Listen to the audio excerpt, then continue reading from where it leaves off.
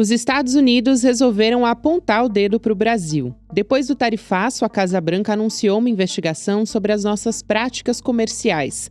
Para eles, o Brasil está prejudicando empresas e trabalhadores estadunidenses com uma série de práticas que eles chamam de desleais e injustas. Essa decisão foi tomada diretamente pelo presidente Donald Trump. Ele usa uma lei que permite ao país impor taxas mais altas e outras retaliações quando se sentem lesados no mercado internacional. A lista de acusações contra o Brasil é longa. Tarifas preferenciais, barreiras em serviços digitais, subsídios ao etanol, desmatamento ilegal e até falhas em combater a corrupção. Segundo Washington, tudo isso colocaria em desvantagem os produtores, os agricultores e os trabalhadores dos Estados Unidos. Por aqui, o governo Lula está avaliando como responder, mas não descartou levar o caso à Organização Mundial do Comércio. Se essa investigação do Trump avançar, o Brasil pode ver setores como o do agronegócio e do etanol serem atingidos em cheio por medidas de retaliação, além do tarifaço. No episódio de hoje, a gente discute o que está por trás dessa história toda. Sexta-feira, 18 de julho de 2025.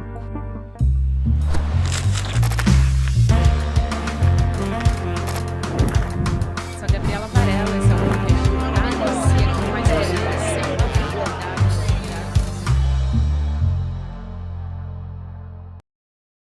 Olá, seja muito bem-vindo, seja muito bem-vinda. Eu sou a Gabriela Varela, esse é o videocast em Detalhes. Aqui sempre com um convidado, uma convidada, a gente analisa uma temática, uma notícia importante do momento.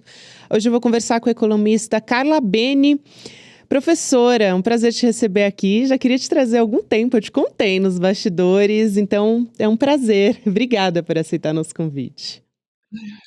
Obrigada, Gabriela. Eu fiquei muito honrada de saber que você já queria conversar comigo há um tempo. Obrigada mesmo. Bom, e eu acho que uma outra etapa, vamos dizer assim, desse ataque do presidente dos Estados Unidos contra o Brasil.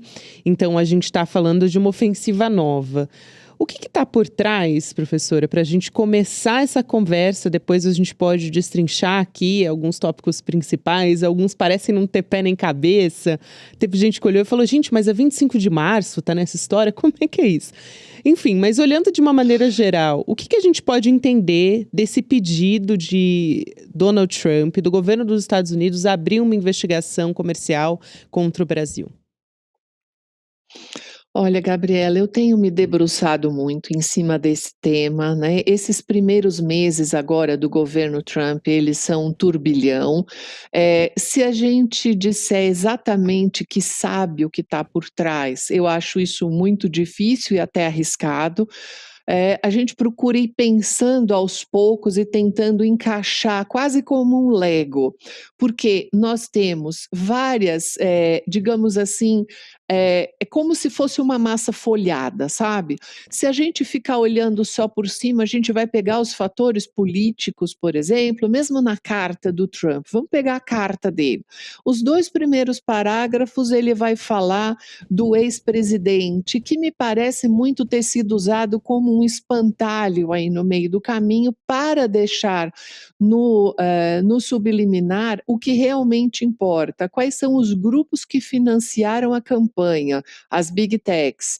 Então, querer atacar a estrutura possível de regulação das redes no Brasil, o Brasil é um país gigantesco, são 220 milhões de habitantes, o brasileiro usa as redes sociais assim de uma forma quase que compulsiva. Isso é uma lucratividade gigantesca para as big techs.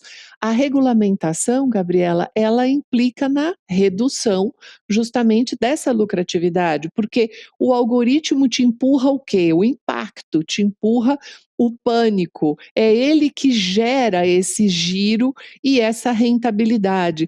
Então, para a gente começar a conversar aqui, eu vou abrir a minha sinceridade com você e dizer para você que eu tenho pensado muito a esse respeito e tentando fazer raciocínios mais pausados, porque às vezes me parece que nem o Trump sabe muito bem onde ele quer chegar. Exatamente, mas algumas pistas a gente tem, acho que a gente pode ir para a mais importante delas, ou a que mais nos impactou, que mais gerou burburinho, que até gerou uma resposta pronta do governo brasileiro pelas redes sociais. Também teve uma carta que foi elaborada pelo vice-presidente brasileiro, Geraldo Alckmin, para os Estados Unidos, apontando num caminho de negociação. E teve um post nas redes sociais que foi uma brincadeira ali, muito bem humorada, mas acho que acertou no tom também, né, professora? Dizendo que o Pix é nosso, my friend, que não deixa de ser uma estratégia de comunicação para você mostrar para a sociedade o que está acontecendo e também reafirmar a soberania brasileira. Mas, para a gente entender o que o Donald Trump, ou o governo estadunidense, na verdade, está querendo atacar quando ele está ali alfinetando o nosso Pix, né? É a implementação do WhatsApp Pay, no fim das contas, defendendo, então, mais uma vez, o interesse da Meta, do Vale do Silício, no fim das contas, né? Sim, no fim das contas, é isso daí que acaba importando. Tem uma matéria espetacular que o Banco Central faz de tempos em tempos, e a última que ele fez agora foi no final do ano passado, que chama O Brasileiro e Sua Relação com o Dinheiro. Eu uso partes dessa pesquisa até nas minhas aulas. E lá, quando você olha o gráfico de utilização do Pix, que começou em 2020, ele é um gráfico assim de utilização, e você pega os cartões, principalmente de débito, eles estão caindo muito. Então aqui entra Amex, Mastercard, Visa, essa redução de utilização dos cartões sobre essa possibilidade do débito, e também com o Pix parcelado, você também vai diminuir até o crédito. Isso daí também é queda de receita para essas empresas que têm suas matrizes nos Estados Unidos. Então, esse é um outro ponto que eu queria deixar aqui destacado com você, e eu não posso me furtar que essa campanha que o governo fez, como você bem falou, eles acertaram no tom e eles conseguiram fazer um negócio interessantíssimo, que é resgatar algumas palavras como pátria, Brasil, país, soberania, que estavam muito sequestradas pela extrema-direita. Agora, na prática, a gente elencou aqui os principais, né, os alvos de investigação dos Estados Unidos. É um procedimento que é burocrático. Eu vi o professor James Green, que inclusive já foi aqui entrevistado no Em Detalhes algumas vezes. Ele é presidente do Washington Brasil Office e também é professor titular emérito da Brown University. E ele falou o que essa investigação comercial representa, que é mais significativa do que, por exemplo, ser alvo do tarifaço de 50% do Donald Trump. Então ele diz, isso implica num procedimento que pode ser mais difícil de tirar o Brasil desse lugar, né? Já foi iniciado, então um processo que vai levar vários meses e que pode decidir, a partir dessa justificativa, dessa investigação, que as tarifas são justificáveis contra o Brasil, e aí ele diz que isso seria um desastre. Eu queria o seu olhar, a sua análise a respeito disso, se você concorda, professora, e também se pode ser uma maneira, porque essa apuração, pelo que eu estava lendo, pode levar ali até 18 meses. Pode ser, de certa forma, uma maneira de atrasar o tarifaço de 50% ou não? Esse daí seria o meu ponto, eu faria esse complemento, né. Você atirou com 50% e disse que isso vai começar no dia 1º de agosto, e aí começa essa investigação. Nada mais interessante do que poder dizer o quê? Que a gente vai postergar isso até o final da investigação, que isso pode levar 1 ano. E nesse 1 ano, o próprio governo Trump pode voltar atrás, porque isso vai dar efeito colateral para a sociedade americana. Então, isso também pode ser uma dança cronológica, onde todo mundo entra em pânico, você causa prejuízo imediato, porque a gente está com pescado, com mel e com manga, com problema hoje, imediato, né? Já está vendido, já está embalado, já está congelado, e aquilo ali você não sabe se vai para outro país imediatamente ou se vai ficar no meio do oceano, no meio do caminho e vai atrasar e vai ter que cobrar a tarifa. Então, sim, você já tem problemas hoje reais existentes. Mas essa investigação, ela é tão lenta e ela também tem um ponto muito importante que é o seguinte: o que seria injusto? Repare como isso, o que seria uma prática injusta, né? Você conseguir quantificar o subjetivo. É aí que mora o intervalo de tempo. Então, no meio desse caminho, tem uma questão de implodir essa multipolaridade, porque aí você enfraquece a outra parte, porque se o Brasil tiver que negociar só com os Estados Unidos, ele fica mais fraco. Se ele tiver que negociar em bloco, ele fica mais forte. Então, essa estratégia do Trump, que já foi desde o início, ele joga uma bomba no multilateralismo, inclusive a OMC, organismos internacionais e tudo. Quando você fragmenta, você vai negociar um por um, aí você é mais forte. No entanto que, eu não sei se você lembra, Gabriela, quando ele assumiu, ele falou: eu já vou negociar com 70 países. Esses 70 países, nós vamos fazer os melhores negócios para a América. Ele conseguiu fechar uns 4. Então, ele também está com a faca no pescoço para apresentar resultado.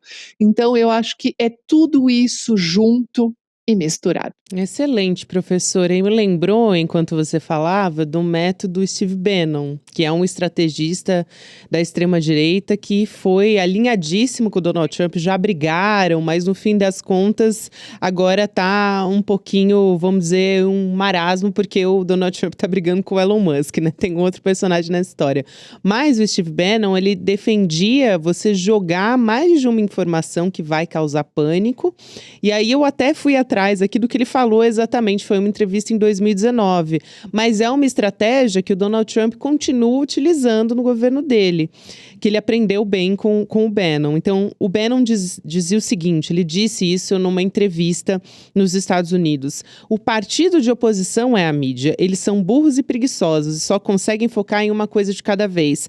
O que precisamos fazer é inundar o terreno. Todo dia nós jogamos 3 coisas diferentes neles. Eles vão morder uma e a gente vai fazer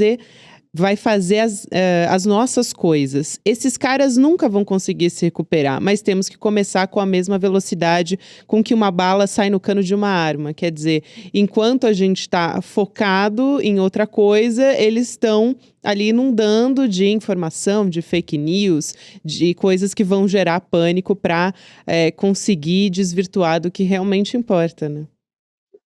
Eles estão passando a boiada, Isso. né? Cá entre nós que nós conhecemos essa expressão.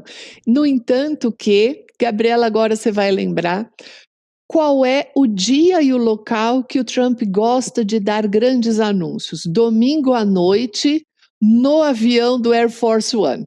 Ele tem 2 ou 3 jornalistas lá e ele faz um anúncio, assim, escabroso. Aí o que acontece? O mundo na segunda-feira só fala dele. É exatamente isso, é essa estratégia. E aí na segunda-feira a gente não respira mais, né?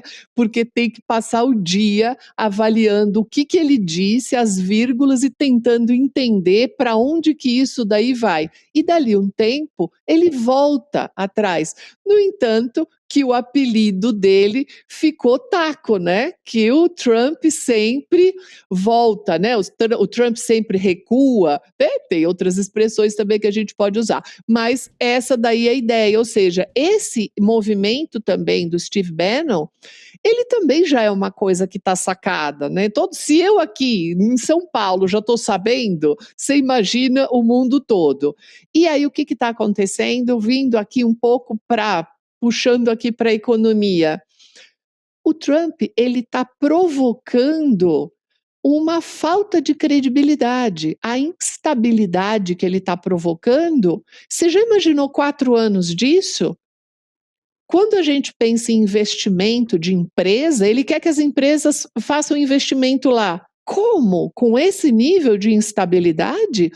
né? Então, repare que ele está conseguindo o oposto. Ele está conseguindo um dólar que está se enfraquecendo no mundo, ele está acelerando o processo dos BRICS, ele está acelerando os acordos dentro do Mercosul, então ele está unindo o Canadá.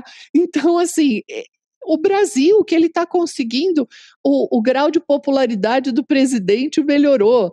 Então, assim, ele consegue feitos inacreditáveis, Gabriela. Exatamente, isso é muito importante. Não é a primeira vez que o Donald Trump, ao atacar o que ele chama de opositor de um país que é opositor ao governo dos Estados Unidos, ele acaba por impulsionar políticos com os quais ele não concorda. E nesse caso seria o governo do presidente Lula, já que ele diz que é um apoiador do Bolsonaro, mas também nem tanto, né? Não chega a ser amigo do Bolsonaro. Ele deu uma declaração também que colocou o Bolsonaro um pouco na sombra. É interessante para ele ter um aliado do ponto de vista da extrema-direita na América Latina, mas também não é para tanto dizer que são amigos, que são como irmãos, como diz o Bolsonaro, também aí já seria demais.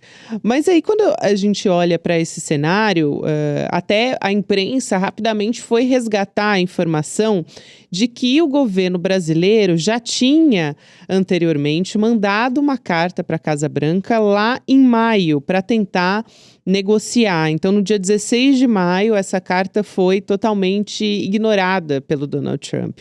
E ontem, o governo brasileiro mandou uma nova, e aí é mais uma resposta a essa taxação dos 50%. Então, a chance de repente, conseguir uma negociação, ainda que o cenário seja pior do ponto de vista do ataque dos Estados Unidos, mas, no fim das contas, como você bem observou, né, professor, o governo Lula está colhendo uma popularidade melhor, até uma comparação com o governo Bolsonaro, quando pega essas pesquisas para mostrar, do ponto de vista da política internacional, qual é o melhor governo, e o presidente Lula tem tomado ações melhores, isso de acordo com as pessoas que estão respondendo a essa pesquisa. Então, olhando para esse copo meio cheio também. Mas essa resposta agora do governo brasileiro, que teve a sua primeira investida ignorada, agora talvez tenha, até pelos holofotes que estão sendo colocados sobre essa história, tenha algum, não sei se talvez uma resposta, pelo menos. Sim, o Brasil, ele é muito conhecido, né, internacionalmente pela nossa diplomacia e tudo. As cartas que foram enviadas, a carta do ministro Barroso foi uma carta profundamente elegante, né, com uma explicação toda. Verdade. Então, não é? A carta dele foi assim um negócio muito interessante, né, extremamente sofisticada, inclusive. E o que acontece, que a gente observa, é que o Brasil sempre vai caminhar para esse ponto, até a própria lei da reciprocidade. São 3 patamares. O primeiro é a negociação, o segundo é acionar os organismos multilaterais, então ir para a OMC, por exemplo, e no terceiro só definir o que a comissão específica do comércio exterior vai fazer, se vai mexer com outras tarifas, ou se vai colocar cotas, por exemplo. Então, repare que a tal da reciprocidade é o último patamar. A gente sempre precisa negociar antes, né? Até porque nós somos deficitários na balança comercial com os Estados Unidos, né? O Trump diz que tem prejuízo com o Brasil, isso não é verdade. Então, assim, a gente tem digamos, essas confusões todas, e tentar separar isso e ir para o caminho diplomático, sem dúvida, é a melhor negociação possível. E o presidente Lula, desde que assumiu, ele tem feito muitas viagens internacionais, não só para resgatar a imagem do Brasil, mas também para fazer acordos, né? Agora, recentemente, foi feito um acordo com o Vietnã, com relação à carne brasileira, para fazer exportação para o Vietnã. Então, são várias opções aí que a gente tem, e aí eu vou só fechar naquele último ponto. O Brasil precisa aprender, ou seja, os empresários exportadores precisam aprender que o governo americano atualmente não é confiável, que eles precisam seriamente buscar novos parceiros, porque não se sabe o que teremos nesses 4 anos de governo Trump. Exatamente. E aí, pegando outro ponto aqui é como os Estados Unidos pegaram a queixa, na verdade, que é da União Europeia de desmatamento para reforçar esse ataque contra o Brasil. Eu queria a sua avaliação a respeito desse ponto em específico e outro que me chamou a atenção também, que é a questão da 25 de março, né? Muita gente achou estranho. Por que atacar essa região comercial de São Paulo? Enfim, gerou até uma comoção dos próprios lojistas da 25 de março, que não entenderam, né, o que estava acontecendo, por que os Estados Unidos estão olhando para 25, até houve protesto depois do que aconteceu contra o Donald Trump. Mas por que o Donald Trump está interessado, né, vamos dizer assim, como diz a internet, nas brusinhas da 25 de março, né? Por que é um alvo, professora? Bom, a primeira questão que você tinha me perguntado, que é com relação à própria agropecuária, ou mais a questão de carnes, por exemplo, o mercado de carnes nos Estados Unidos, que tem a ver com a questão do desmatamento. Aqui é o seguinte, você já tinha mencionado antes, eu só vou pegar esse ponto. O governo Trump, ele tem zero de preocupação ambiental. Ele deixa isso claro, revogou todos os acordos possíveis. Então, ele não está um mínimo preocupado se a carne que você vai consumir nos Estados Unidos, que veio do Brasil, veio de uma região desmatada. Isso daí não existe. É, de novo, um outro espantalho. Onde é que está a problemática? O mercado de carnes nos Estados Unidos está concentrado pela JBS.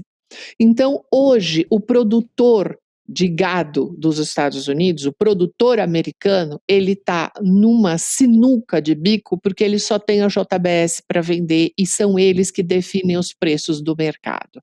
Então, isso está sendo um problema interno para os Estados Unidos porque os próprios produtores de carne estão com essa problemática. Aliás, de novo, vou voltar lá na discussão que eu já mencionei aqui do ICL em outro dia, naquele seriado do Yellowstone. Tem um capítulo específico onde eles falam, a gente não tem mais para quem vender aqui, só existe essa empresa brasileira para comprar o nosso gado. Então, há uma problemática interna lá nos Estados Unidos com relação a isso. Então, acho que você fica falando, querendo dizer que então você vai produzir, ou na verdade eles iriam importar menos se a gente tivesse na questão do desmatamento. Então, é uma coisa meio confusa aí a esse respeito, mas em alguma medida isso pode estar querendo atender o público interno americano local que deve estar fazendo algum tipo de pressão com relação a essa questão da pecuária específica. E a 25 de março, né? Que coisa maravilhosa! É que não existe nenhum local nos Estados Unidos que tenha falsificação. Não existe. Esqueceu Eles não do sabem o que Saara é no isso, Rio de né? Janeiro também, né? Falaram da 25 de março, tem o Poxa vida, Saara no falaram da Rio. 25, né? Eles esqueceram lá da Canal Street em Nova York, eles esqueceram lá da Flórida, da quantidade de produtos falsificados que existe. Isso é um mercado internacional que tem a esse respeito, então isso daí é uma coisa muito interessante de por que você está colocando isso? Está querendo dizer que nós temos um problema de corrupção interna? Então, como a gente não consegue combater esse tipo de contrabando, porque a gente tem corrupção no país, né? Então, como a gente continua tendo uma 25 de março, então isso seria uma prova cabal de que o Brasil é um país corrupto. Então, isso daí seria algo que isso daí dificultaria um comércio internacional, porque o país seria corrupto. Quer dizer, olha o exercício que a gente tem que fazer para chegar nesse ponto, né? Daqui a pouco ele vai arrumar problema com a nossa caipirinha. Ai, meu Deus, aí vai ser difícil. Ou então se você olhar, né, as brusinhas da 25 de março, vai ver ali a etiqueta Made in China, que também vai deixar os Estados Unidos bem chateado, né, nessa história. Bem chateado. E o bonezinho MAGA é feito na China também, não é? Também.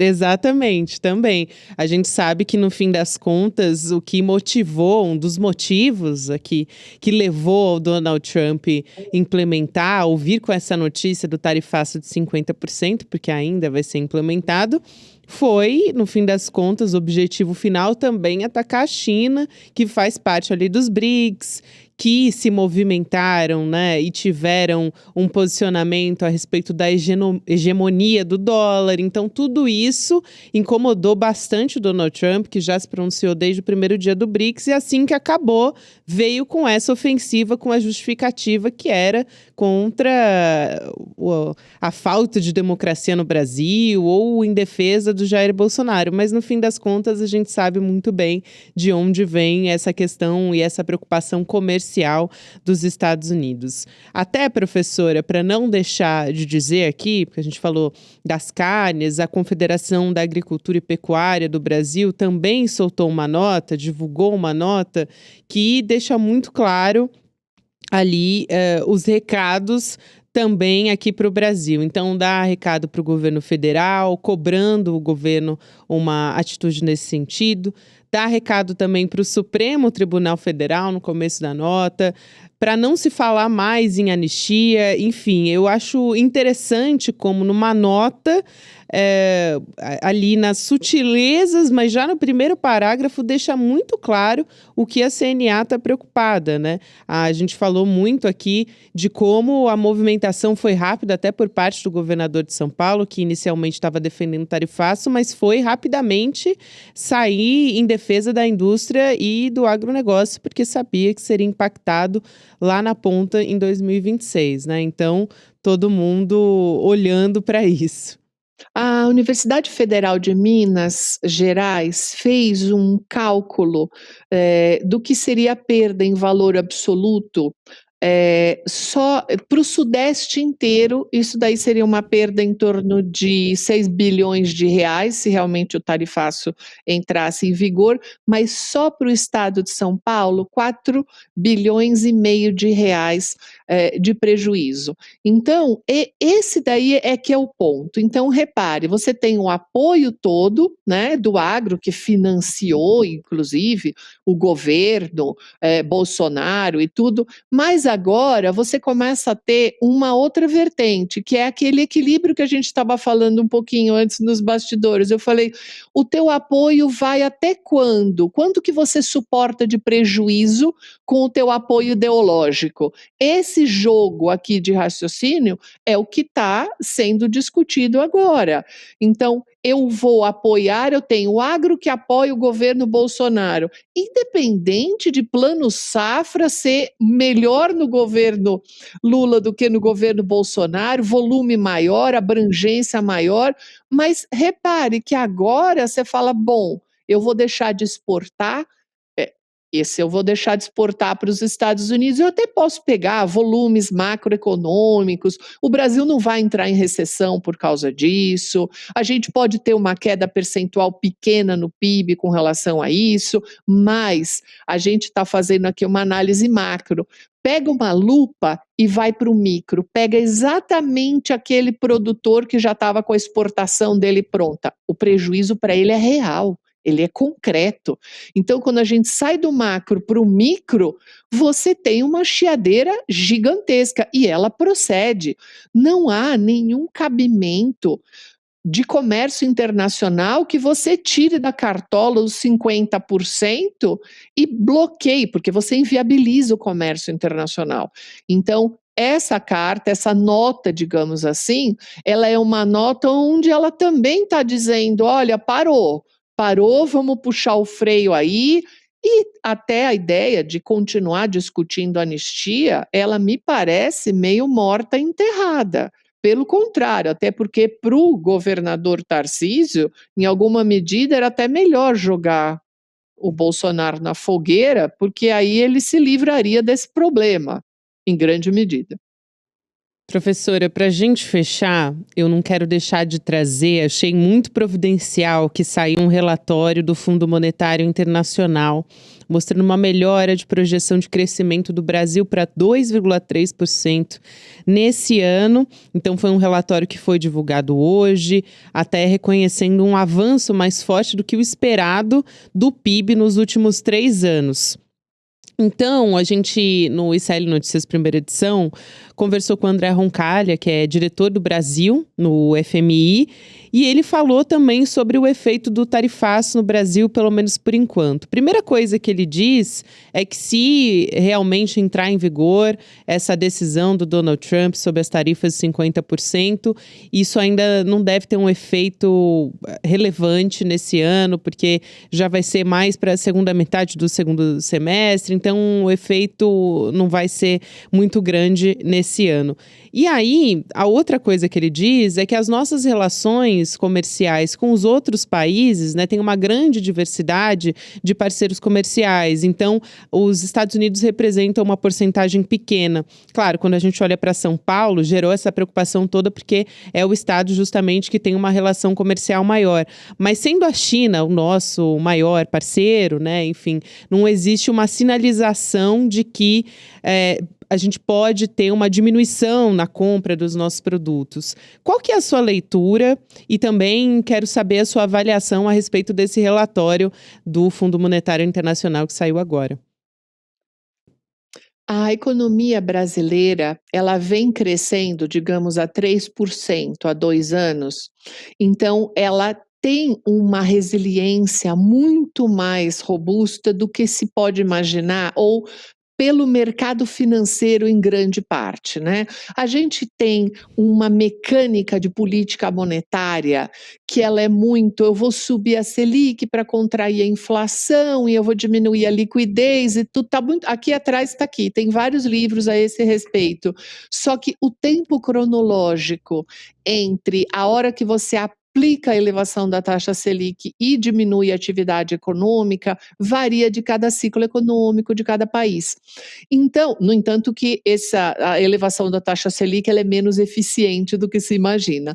Então, a prova disso é justamente isso. As avaliações econômicas, elas estão errando de uma forma sucessiva. E é quase mais ou menos assim, Gabriela. Ué, não caiu o PIB ainda? Por que será, mas né? o desemprego, por que será? O desemprego não aumentou, o desemprego continua baixo, mas o que está acontecendo? A gente precisa de mais desemprego, menos liquidez, precisamos contrair a economia porque a inflação cai na dor. A gente não está preocupado em fazer investimento e aumentar a oferta. A gente quer mais gente desempregado, porque aí cai a renda e eu compro menos, então os preços caíram. Essa métrica que a gente usa, que é muito Consenso de Washington, recomendação do próprio FMI até hoje, tudo, ela tem efeitos deletérios na economia, tragediosos, mas o que a gente está vendo agora é a maior taxa real de juros do mundo. A gente está com mais de 8% de taxa real. Quer pegar a Selic e descontar o IPCA. O que a gente tem aqui? Uma economia que continua com o motor e tem financiamento mesmo com essa taxa, porque a nossa sociologia é outra. A nossa sociologia do parcelamento, é uma outra forma de entender a economia. Então, sim, a economia é mais resiliente que isso, ainda bem, por um lado, só que o grande problema é que o Banco Central vai levar mais tempo para reduzir a taxa de juros. Então, essa daí é a minha consideração com relação ao relatório do FMI. Eles não cansam também de errar as projeções nesse sentido. Nossa, realmente, era para estar pior, mas não está. E a gente aqui no Brasil, grande parte da mídia fica assim, mas o desemprego caiu. Que pena, né? Então, assim, ficou uma coisa meio contraditória, né? Exatamente, professora. Que importante uma análise muito sóbria do que está acontecendo e quais preocupações a gente ainda tem também, o que pode para 2026 ser importante, claro, porque é um ano de eleição também. Quero muito agradecer a sua presença aqui, eu queria passar até mais tempo conversando, eu me alonguei um pouquinho, porque eu queria muito conversar com você, professora, mas foi excelente, um prazer te receber e eu espero que você volte numa próxima também. Muito obrigada, Gabriela. É um prazer estar aqui com vocês. E é só me chamar que eu volto. Combinadíssimo, então. Até a próxima. Professora Carla Bene aqui conversando com a gente, economista e dando a real, um olhar aqui sobre os últimos acontecimentos em decorrência da taxação de 50% do Donald Trump e também esse pedido de investigação. Quero te convidar também para o dia 27 de julho vir com a gente às 8 horas da noite. Vai ser um domingo em que a gente vai apresentar as novidades do nosso ICL Eterno. Para você que assiste o N1 e o N2, a gente até abriu uma caixinha ali que dá alguns spoilers. Se você for juntando, vou te dar essa dica também, hein? Se você for olhando para toda a nossa programação, que abriu a caixinha ali com os spoilers, você pode, de repente, montar um quebra-cabeça e conseguir chegar numa suposição do que a gente vai anunciar. Uma das coisas, né? Porque a gente vai anunciar um pacote que tem jornalismo, educação, entretenimento também, todas as nossas áreas aqui do ICL. Então, a gente está muito feliz que esse evento vai acontecer no fim do mês, no dia 27. Eu quero te convidar para se inscrever a partir do Em Detalhes. Você vai em detalhesicl.com.br, deixa o seu e-mail lá que a gente te avisa e você também apoia o nosso programa. Obrigada, você que me acompanhou até aqui. Agora tem o Mercado Investimentos, na sequência o Rolê ICL. E você pode ouvir o Em Detalhes em qualquer momento do seu dia, de segunda a sexta-feira.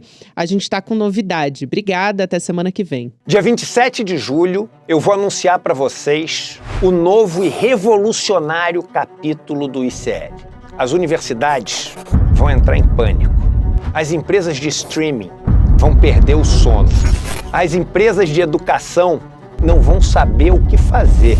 E o povo brasileiro vai celebrar de alegria, porque vem aí o projeto mais revolucionário que já foi apresentado até hoje no campo da educação, jornalismo e entretenimento. Vocês não podem perder esse anúncio. Você e sua família vão poder eternamente fazer parte desse novo ICL. Olha só, eu aqui no reino dos livros. Há mais de 150 anos, o poeta Castro Alves recomendava: bendito que semeia livros, livros a mancheia. O livro caindo na alma é germe que faz a palma, é chuva que faz o mar. O mar do conhecimento, o conhecimento que liberta. ICL, Instituto Conhecimento Liberta. E agora a gente tem uma lojinha de livros para você. Livros à mancheia, livros de alta qualidade que te ajudam a pensar. Venha buscar os nossos livros agora, abrindo a nossa lojinha de livros, souicl.com.br. Vamos pegar os livros à mancheia.